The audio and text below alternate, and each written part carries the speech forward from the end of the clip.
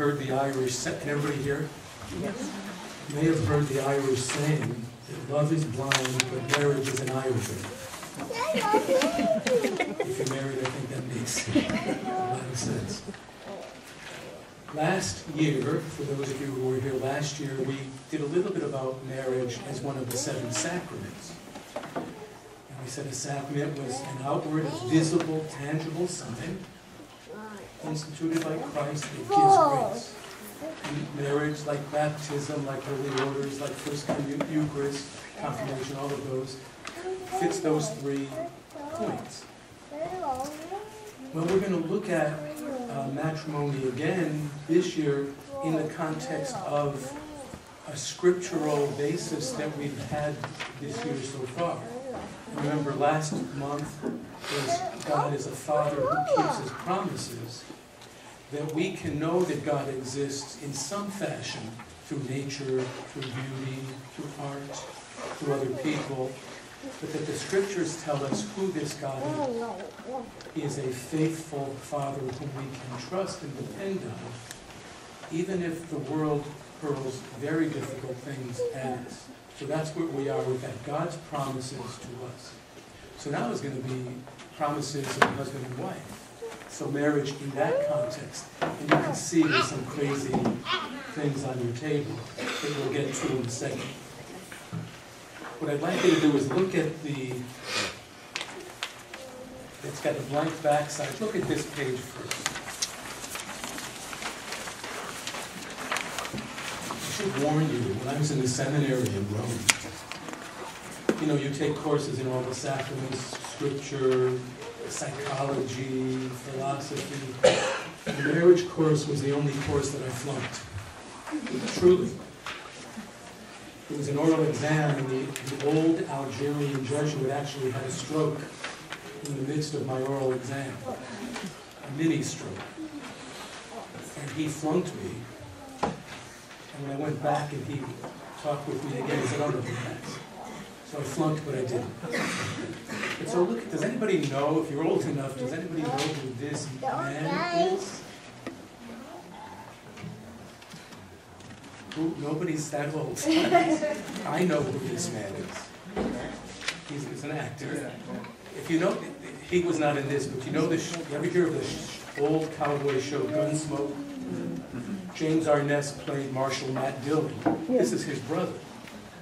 Peter Graves is his name. More recently, and maybe you remember, he played in the TV show Mission Impossible. He was Mr. Phelps, who was the Tom Cruise character from the current movies on that. So here he is, and that's his wife, Joan. Each of them died within the last 10 years. They just missed their 60th wedding anniversary. It was 59 years and a number of months when he died, and then she died, I believe, the next year. They were a model couple in, of all places, Hollywood. And when Peter Graves was interviewed once, at his 48th wedding anniversary, the interviewer said, "How could you possibly have a long, faithful marriage in Hollywood?" And he gave a 2-word answer. We promised. That was his answer. We promised. We promised one another. We promised the people who were at our wedding. We promised God. And God promised to be with us in good times and in bad, in sickness and in health, better for worse, you know, all of those, again, the God we can trust. So I wanted to start on a positive note, because some of it's not going to be positive. But amazing. And then here they are side by side in Dumbleton, England. It's by Stratford-on-the-Avon. But a remarkable, remarkable Hollywood couple. We don't hear too many of those. The next handout is the front and back. Start with number 1. Underneath each picture I have a number. So who's number 1? And you got to know who that is. Mark Wahlberg. Thank you, Jim. It's Mark Wahlberg. His wife's name is? Mrs. Wahlberg. Mrs. Wahlberg. The only reason I know it is because I was researching it. His wife's name is Rhea, or Rhea, R-H-E-A. Now, you may know a lot about him because he's very well known. He was a very tough character. Drugs, violence, gangs. It was not someone you would want your daughter to meet. I know the priest who helped him. He's Monsignor Jim Flavin. He's a Boston priest.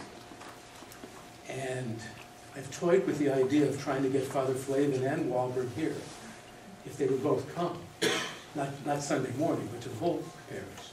Just to give that testimony and witness. I don't know if it's possible. But maybe, who knows in the future. In any case, he found the Lord. And he found the Lord in the Catholic Church. And has anybody read anything about his faith life? It's quite remarkable, isn't it? It is truly remarkable. This is him. Okay, former drug addict, gang member, sent to jail at 16 for attempted murder. He resolved to change his ways, and his parish priest helped. He was Father Flavin at the time. He stumbled as a young adult on his faith journey, but now currently starts every morning with prayer, goes to daily Mass. As a matter of fact, some of you know my brother, sister-in-law, and I do a lot of summer hiking. And when we were hiking in southern Scotland, northern England, 2 years ago, he was making a movie at one of the towns we hiked through. And we went into the church of St. Aidan, and he was there for Mass. Even making his film, he was there for daily Mass, which is quite edifying. I forget the name of the film. But anyway, starts every morning with prayer, goes to daily Mass, devoted husband and father. Founded various communities, etc.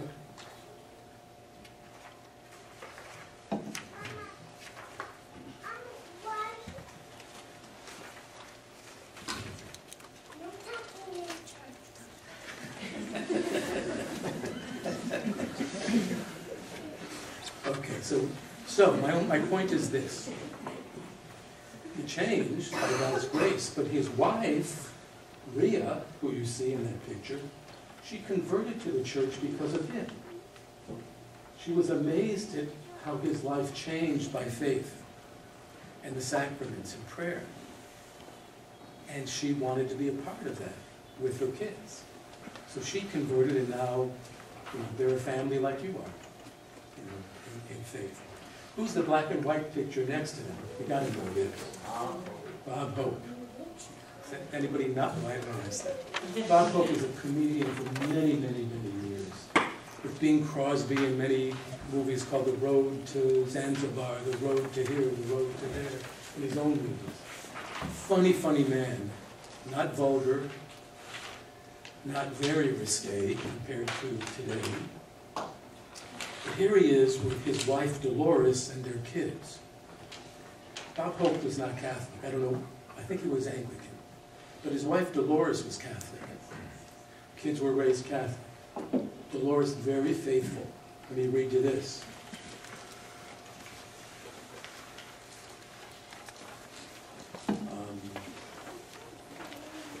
He was the one who, maybe you know, for decades did USO during World War II, during the Korean War, Vietnam. He would just go traveling with entertainers and the troops, all on his own arrangement and expenses.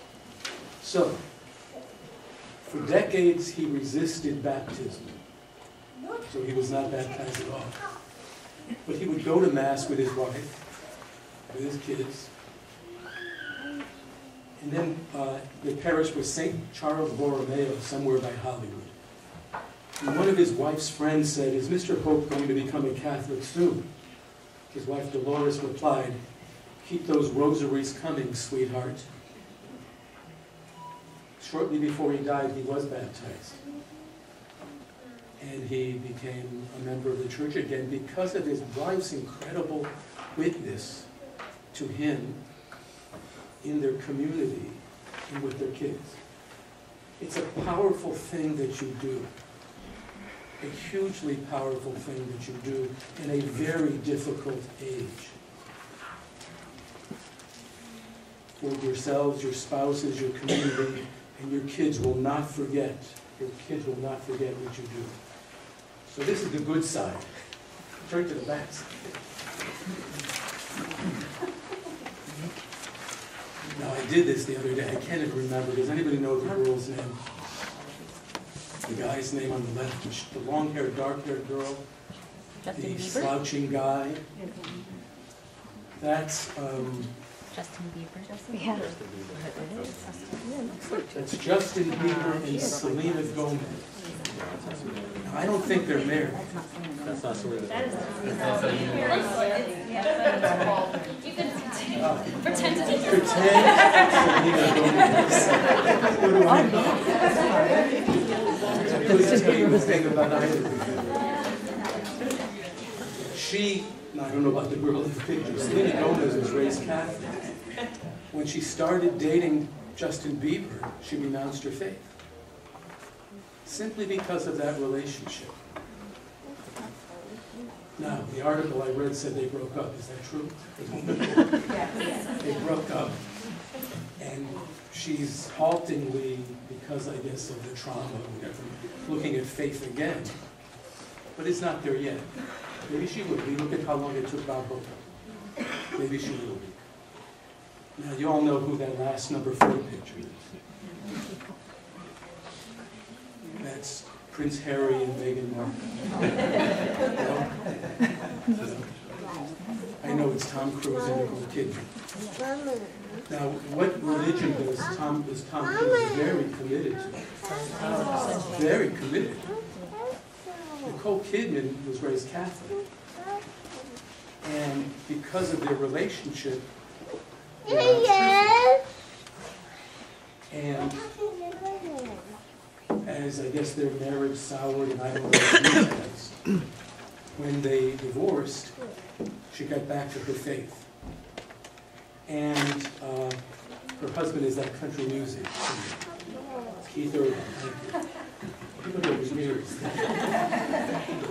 I'm going to use you as my cultural experts.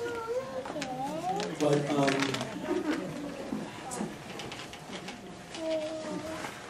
what she said,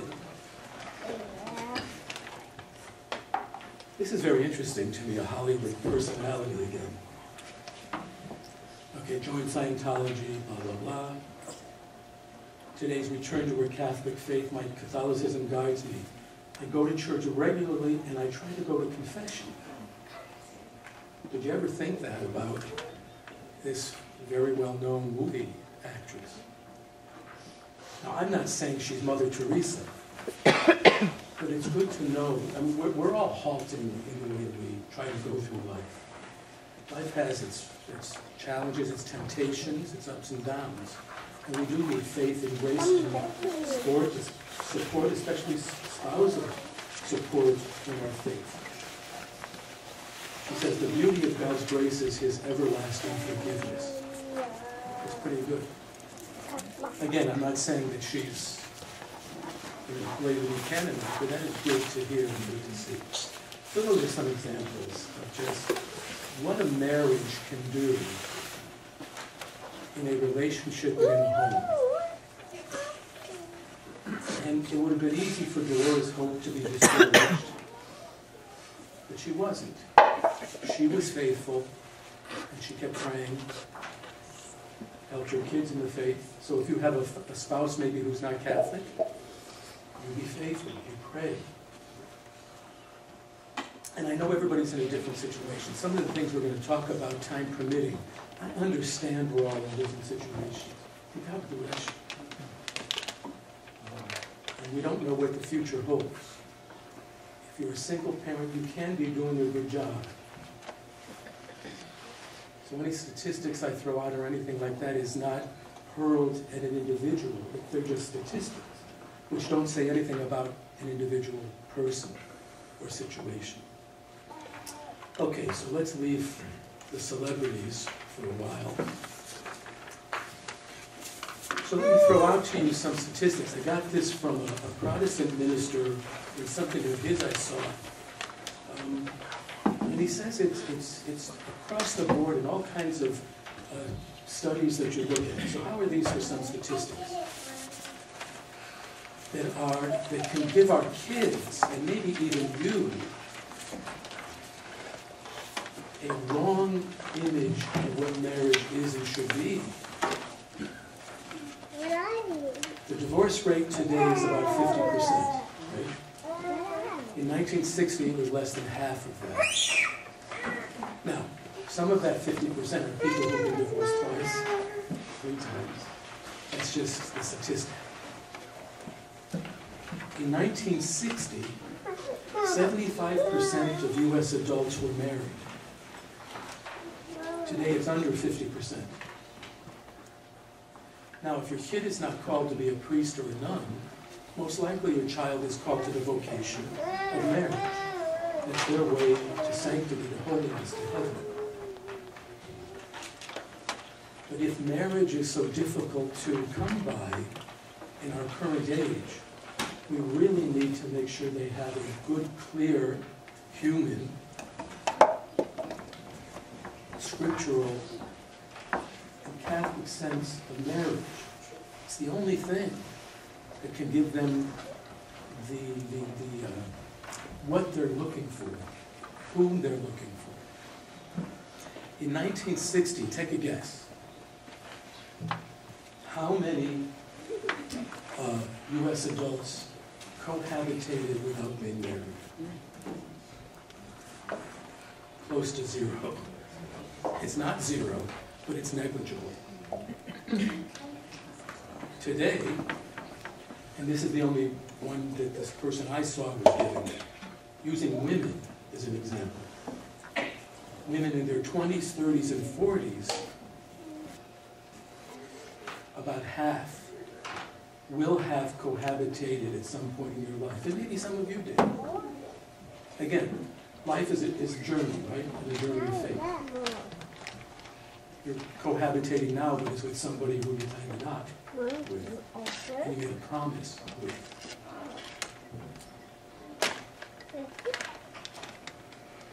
And kids, as they grow up, will learn these statistics. They'll hear this through on websites, they'll see this on videos, things like this. And maybe they'll hear some jaded comments about marriage. Or if they see all these celebrities marrying, divorcing, marrying again, divorcing, it's going to seem normal. Or something that's not that harmful to the person and to the family.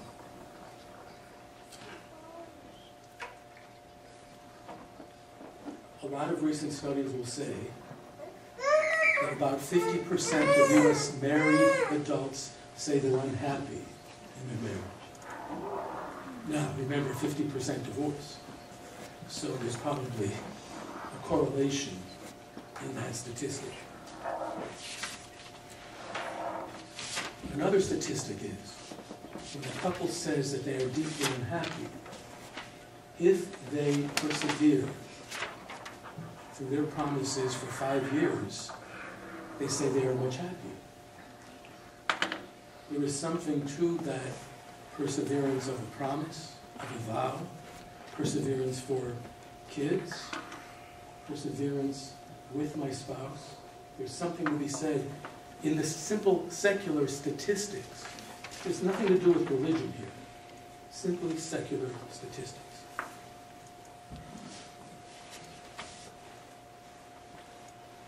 You know this. If they see on TV in a movie, you find your perfect soulmate. There's no such animal. Every human being, every one of us here, is a flawed human being. Every single one of us live in a fallen world. Every single one of us, like Nicole Kidman, have to go to confession. And so you put 2 people like that together, and there will be difficulties. One will sin against the other. It happens. But God's grace was a promise made to you as you made your marriage promises. Now, how about this? And of all places, I remember this article maybe 15 years ago in the New York Times.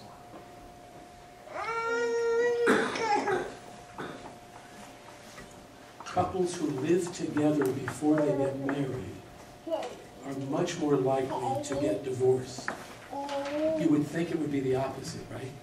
We're getting to know one another and to see if this is the right person. But you're living together without that promise of permanency.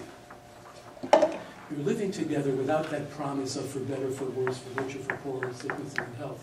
You're living together without the grace God promises for them. It's so interesting. The New York Times, of all places, it was under the fold, it was on the front page of this study. The earlier you introduce sex into a relationship, the more likely there is divorce. Interesting. There's a whole ton of other statistics. Get married, if you didn't graduate high school, you got married, much more, all kinds of statistics. I don't want to get into those. So, you know this, you've heard these studies. Simply on a secular level, then we're going to change. Marriage, again, by and large, doesn't say anything about one person, but by and large, marriage produces people, adults and kids, who are healthier in mind, body, soul, more financially secure, better education, a more human sense of friendships, all the list that goes on. Because that's what marriage, a family, a home does and can do. It's no secret, it's no surprise that the church technical language says your home is a domestic church. Because it forms people in the depth of something much more than just myself. John Paul II used to call, when he was alive, marriage and the family and the home a school of sacrificial love. Not a school of love of self, but a school of sacrificial love. That's what marriage does. That's what home does and family does. So, the world needs a biblical, scriptural, Christian sense from the person who created marriage, the being who created marriage, God, is to help us along with this and to help us understand a true calling. Not perfection, not no problems, but a school of sacrificial love, a domestic church. So, last thing, New York Times. A few years ago, a rather unvarnished portrait of, maybe with millennials, how marriage is looked at today. Not by you necessarily, or hopefully not, but by younger people. Marriage is now about me. It used to be about us, husband, wife, and kids. Now it's about me. Today's happy marriage is the me, these are quotes. Today's happy marriage is the me marriage. If my spouse doesn't lead me to some self-fulfillment, if my spouse doesn't lead me to all the things that I want, then goodbye to him, I'm out of here. It's quite a chilling picture. It was written by a young woman versus everything that is in Scripture. So, marriage is hard. I don't have to tell you that. I'll be ordained 34 years in June. You can imagine the number of couples I've sat down with all kinds of issues. I've never been married, except to a parish. But I've heard, I understand those things in a wide variety of circumstances. Marriage is hard. But difficulty is the only way that really helps us to truly grow in holiness, in virtue, in true love, sacrificial love, etc., generosity. Keep this in mind sometime when you get a little ticked off at your spouse. Or very ticked off. This is John Paul II. I use this in my wedding homilies. When there is a difficulty in your marriage, it's not a sign that love has died or that it has grown, you have grown apart, but that you live in a fallen world. And now, especially now, God's grace and your witness to the sacrificial love of Christ comes forward. That sacrificial, when you see Jesus on the cross upstairs in the church or in the church, yes, it's a sign of God's love for us, but it's a sign that you can trust God's promises. Because that's what Jesus did with his Father going to the cross. Father, I don't want to die, but basically I trust you. I doubt we look at the cross that way. I don't. But it's a way we should look at the cross. Look at the handout now about the scriptures, at the folding.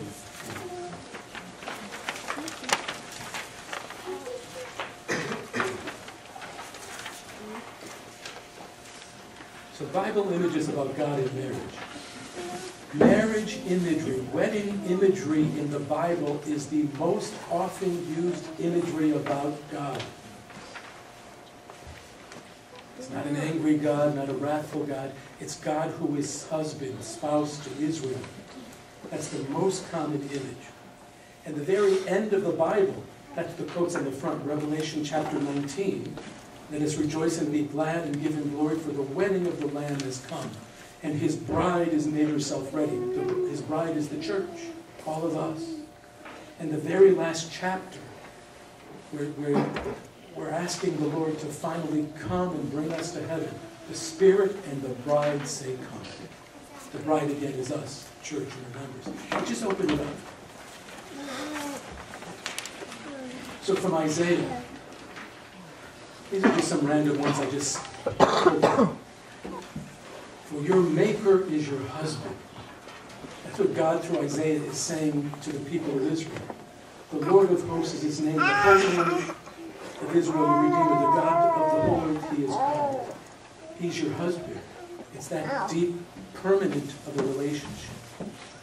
And again in Isaiah, as the bridegroom rejoices over the bride, so shall your God rejoice over you. That's the hopefulness. They went into exile. Israel had been unfaithful, come back, been unfaithful, come back, and God was always calling them back and back and back as a faithful spouse and husband. Jeremiah in the middle of that page. God says to Israel, you are the, Israel says to God, you are the bridegroom of my youth.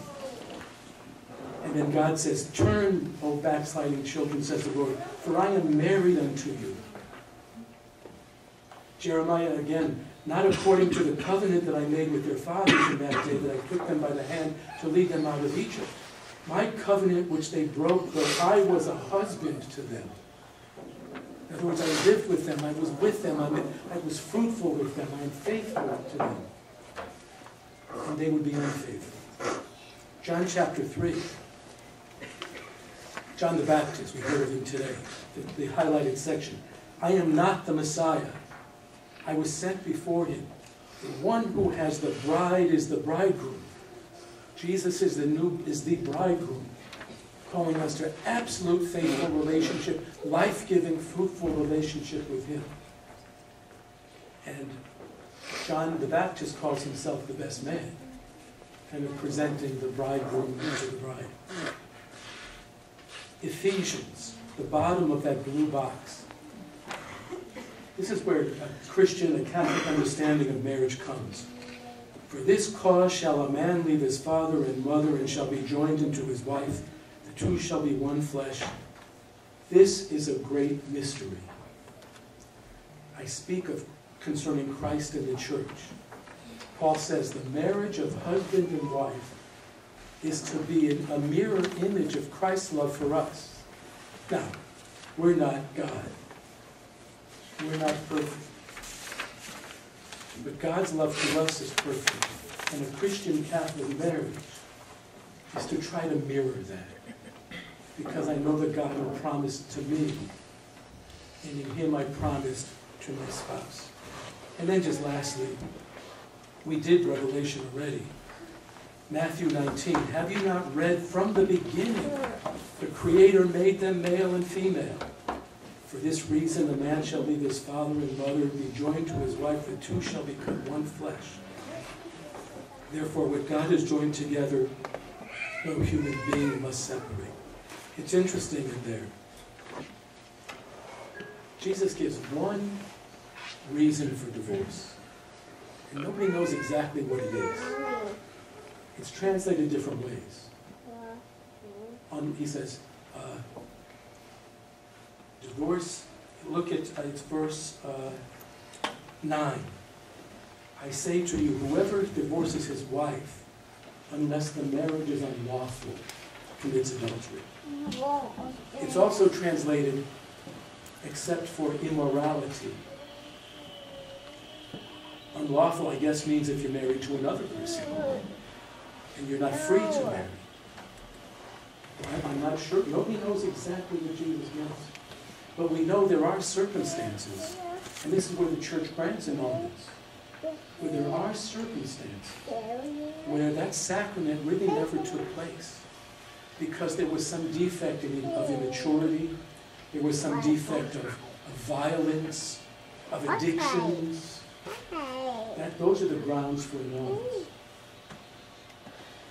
And so, again, nobody knows exactly, but the church, trying to be faithful to Jesus, tries to look at certain circumstances like that. I should say this. When I prepare couples to have their children baptized, every now and then you find a couple has not been married in the church, but maybe by a justice of the peace or a ship captain or something.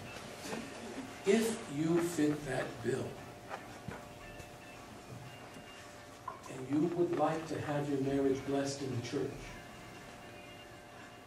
talk with me. I can't promise it can be done. If it can be done, it's easy. It's a piece of cake to do.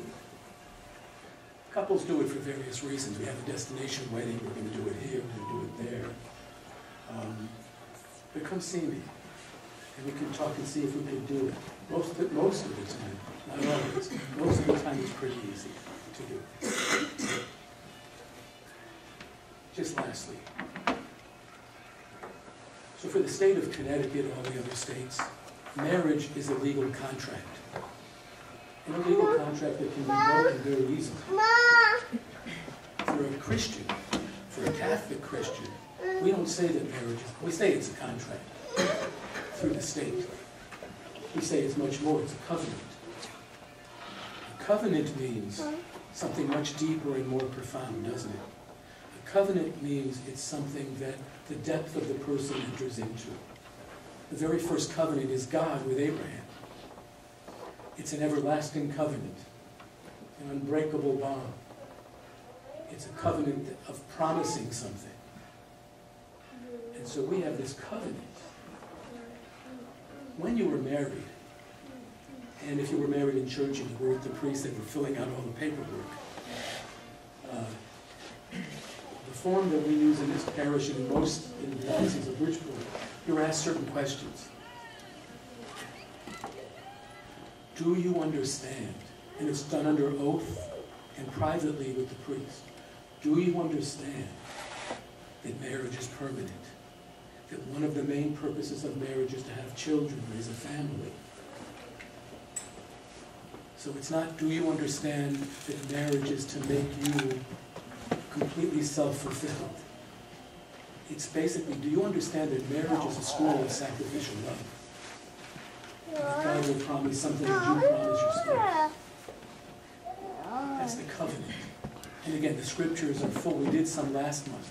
The scriptures are full of God's covenant with Abraham, with Israel, Noah with the rainbow, And then lastly, with Jesus, every Mass, this is the blood. You know, I can only say it at the altar. This is the chalice of my blood, the blood of the new and eternal covenant. It will be for you and for me, so that sins will be forgiven. So that's the wedding feast of the Lamb, kind of every Mass that we have. I suppose I don't need to tell you that a good marriage depends on always feeling emotionally high. I think you get that. So here's the question in today's society. Oh, you are here. I was waiting for you to come. Oh my gosh. And I was being generous. So lastly, does the church have anything to say about marriage? Does the Bible have anything to say today about marriage, about you? Too often in the 21st century, for too many Catholics, the answer is, well, if I agree with it. Rather than that there is this age-old, timeless, human wisdom and grace that will lead me to holiness, to virtue, to heaven, my spouse, my kids.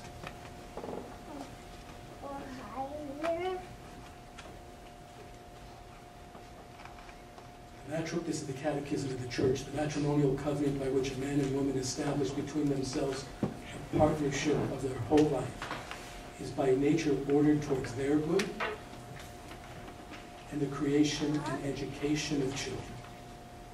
The covenant between baptized persons in marriage has been raised by Christ the Lord to the dignity of a sacrament, an outward sign instituted by Christ that gives grace. I'm going to end with something controversial. And believe me, I know. And I'm going to talk about contraception. First of all, does everybody know the quarterback for the San Diego Chargers, Phillip Rivers? Just had that incredible game last week. He and his wife do not contracept. Practice natural family planning. With the comic Jim Gaffigan. He and his wife. In 1968, 50 years ago, Pope Paul II was vilified, verbally crucified. He came out with the encyclical Humanae Vitae on the dignity of human life, in which he said, the contraceptive mentality is going to lead society to a very bad end. This is what he wrote in 1968. One article I read the other day said he predicted the #MeToo movement. So this is what he wrote in 1968, and then I'm finished.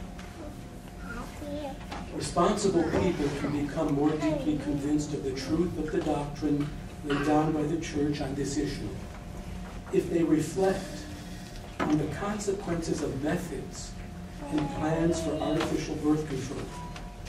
Let them first consider how easily this course of action could open wide the way for marital infidelity and a general lowering of moral standards. Not much experience is needed to be fully aware of human weaknesses. One of the things that we say about the church is we're to be Christians, we're to be experts in humanity, knowing our weaknesses and our strengths. Not much experience is needed to be fully aware of human weakness and to understand that human beings, and especially the young, who are so exposed to temptation, need incentives to keep the moral law. It's an evil thing to make it easy for them to break that law. Another effect that gives cause for alarm is that a man, and in its gender man, a man who grows accustomed to use of contraceptive methods may forget the reverence due to a woman and disregarding her physical and emotional equilibrium, reduce her to being a mere instrument for his satisfaction. The satisfaction of his own desires. No longer considering her as an equal partner, whom he should surround with care and affection. Now again, this doesn't speak about an individual necessarily, but I think in society, I think it captures it quite well. And there are other things that contribute to the lowering of moral standards, to the lack of reverence towards women. There are other things that contribute. But this is a major contributor. To be continued. Sorry, Valerie, for going. We did start late, though. And no questions, and blah, blah, blah. Even with your voice, I talk too much. God bless you all. God bless you, your family. You have to say you love your spouse, you love your family. Love your vows. Love your promises before God. And the Father, the Son, and the Holy Spirit. Glory be to the Father, and to the Son, and to the Holy Spirit, as it was in the beginning, is now, and ever shall be, world without end. Father, the Son, and the Holy Spirit. And next month, I expect you to pray that louder than me. I'm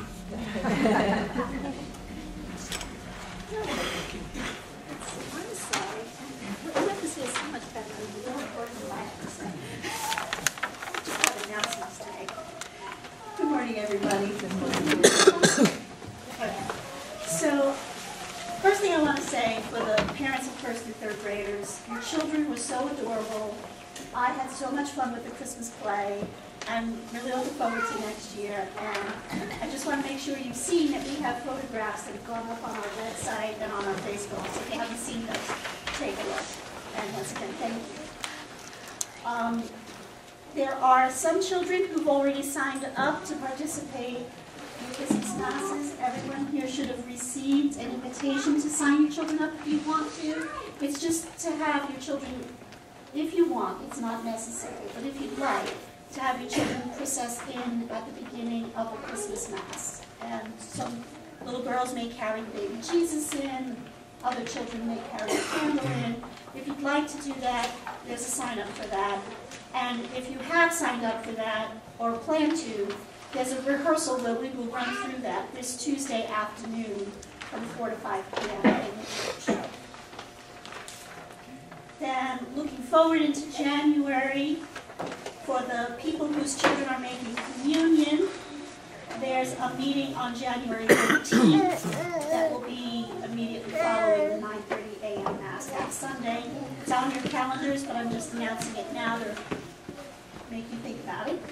And for everyone, our next class is January 27th, which means we have 5 Sundays between now and the next time you move. So you'll notice in your packets there's just 3 home lessons, but if you remember from last month, there were 2 I told you to set aside. So now is the time to take those 2 and start with those. So the 3 that you just gotten today, you'll do in 3 weeks from now. But so Christmas activities is the packet that you should do next Sunday, or sometime this week, whenever you decide. It's the first set of lessons to do. And there's a lot in here. You don't have to do all of it. One of the things they suggest is that you do something for the 12 days of Christmas, and there's actually a different activity for each 12 days. If you want to do that, great, but you don't have to. But what I do encourage you to definitely do, or to think about doing, are these lovely activities. One is a Christmas Day activity where you bring your baby Jesus to the if you've got a baby Jesus that separates from your nativity set, you can enthrone him on Christmas morning. And there's a beautiful description of a potential enthroning ceremony you can do with the children, complete with prayers and all kinds of things, and a different role for the different children in your family. Take a look at that, make it your own. I encourage you. Also, another fun suggestion, if you happen to be a family, and I used to do this when I was little, that likes to do gingerbread houses, they have an idea in here for doing a gingerbread stable. So instead of doing your traditional gingerbread house, you can make it into a nativity. And if you make it easy on yourself, you can get some animal crackers to give the animals in the nativity and make it very easy. So those were two that I thought stood out as very nice suggestions among the many in the Christmas packet. Then the following week you have Mary, Mother of God. And then we start on this month's packet. And I'm running short on time, so I'm going to go through this really quickly. But remember that I'll go into more details in the newsletters that I send out every week. Everybody is getting those, correct? Okay, so I will keep you up to date on what week we're on and what lessons to do in those newsletters. Just want to make a heads up on the first lesson in the new packet that you're picking up today on sanctity of life. When you read this, you'll see it says before you begin, you must preview the 4 older saints portion of this lesson. I took that out. So if you can't find it, that's because it's not there. I looked at it and said, this is for way older saints, and there are even some adults I wouldn't give this to. So I took it out. So I think that the 3 pages for Sanctity of Life suffice for grades 1 through 5 beautifully. Yes. Are our kids getting this lesson? Today your children are getting a lesson on how marriage is an image of God. Okay, what about the whole group people? No, Okay. not at all. No. And it won't be in here either. Well, we have an embryo. The embryo is there because part of the first Sanctity of Life is to teach the children that when does God begin to love them? And it's even before they were conceived. It comes from Jeremiah. Before you were born, I knew you in your womb. And so the point of the little plastic embryos is to have your children take care of it and to love it the way God loved them even before they were born.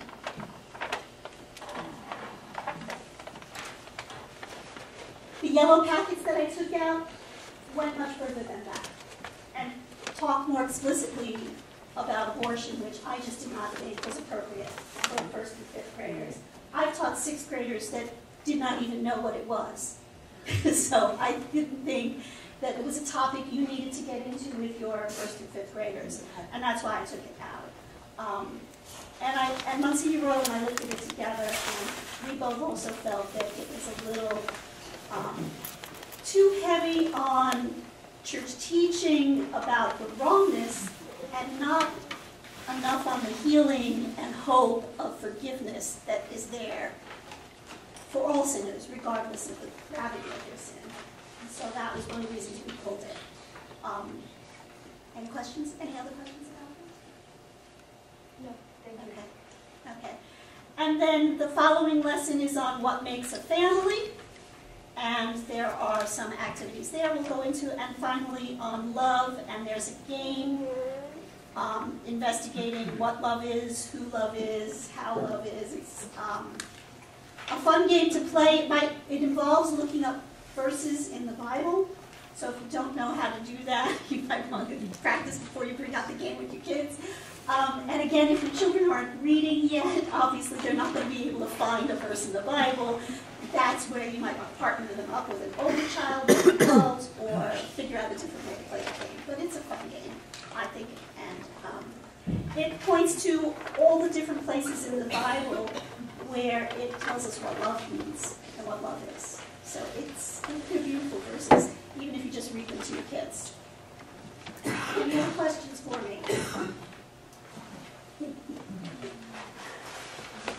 Can I add something, Val, just about the topic? Yes. For some people, because so when my kids are a little older, and I was just telling my senior when I wanted to speak to them a little bit about sex ed, maybe, and just about life, I didn't know where to reach out. I wanted to find books and stuff that would talk about faith and just add a little more to it. And I had bought books that talked about, in the book, and it was a very highly recommended book, New York Times, great book for young kids, And in the book, it was, I mean, not for my family. It talked a lot about homosexuality. It talked about abortion. And this is for young kids. It talked about, when it talked about babies, it never mentioned the word baby. It just talked about how it's a fetus, and they show life-size, actual babies and what it is, and they never refer to it as a baby. And then, I explained to my older, son when we were talking about it, I'm like, it is a baby. From the time you were born, it is a baby.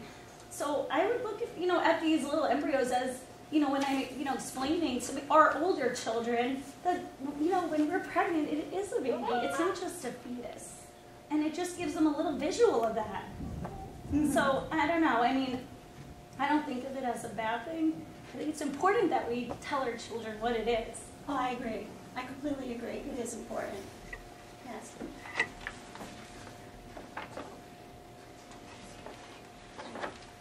Okay. All right. This is a very important topic, and we will try to pick this up and continue discussing it more and give you opportunities to have your questions answered. And maybe I'll look into getting some better resources out to you, Catholic resources on teaching these subjects to your children. I just want to know that some of you want to go to the 11:30 Mass. And I have to make one more announcement. We're changing dismissal a little bit today. We are going to ask you to enter the school building through the front main entrance instead of through the gym, and to go to the classroom where your children are and pick them up there. Okay? All right, thank you very much.